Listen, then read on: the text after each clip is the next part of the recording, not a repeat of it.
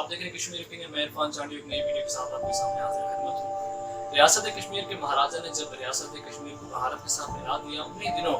ریاست کشمیر کے مغربی جانب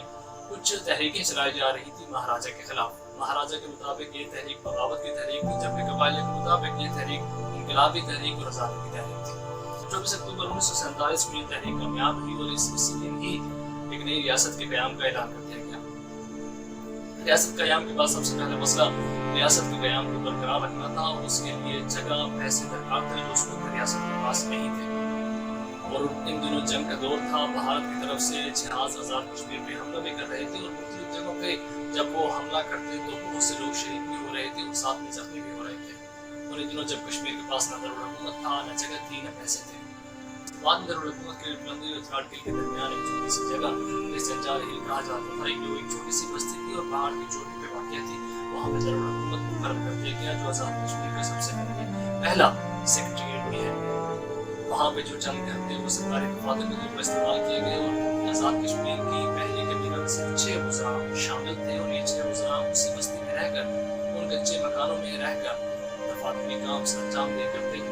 ریاست آزاد کشمیر کے سب سے پہلے صدر سردار محمد کا انتخاب کیا گیا۔ ایک مرتبہ جب وہ بندی مسجد کے مقام پر کسی جہاز سے انتخاب کر رہے تھے، اسی جگہ پہ بھارت کے جہاز کی بمباری کی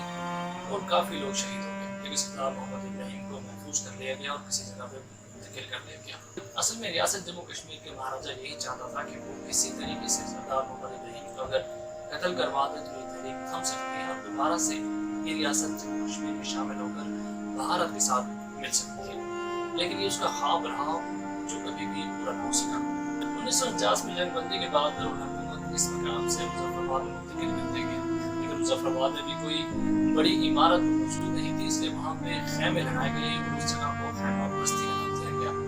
اسی خیموں میں بیٹھ کے تمام وفاقی وزراء دن اور رات میں کام کرتے تھے، یہاں تک مظفرآباد سے اگر پاکستان کراچی میں کسی کو کال کرنی ہوتی، کسی کو کال کرنی ہوتی تو وہ سب سے پہلے مری جاتا اور مری سے کراچی فون کرتا۔ بعد میں سردار عبدالرب نشتر اور پاکستان حکومت کے تعاون سے یہاں پہ ٹیلی فون کا نظام بحال کیا گیا اور بعد میں رابطوں کو بڑھا دیا گیا۔ اسی طرح ایک آزاد ریاست کا قیام آخر کار مکمل ہوا اور ایک ریاست نے اپنے پاؤں جمانا شروع کر دیا۔ اگر آپ کو ہماری ویڈیو پسند آئی ہو تو ہمارے چینل کو ضرور سبسکرائب کیجیے، بیل آئکن بٹن دبا دیجیے اور چینل کو ضرور سبسکرائب کیجیے۔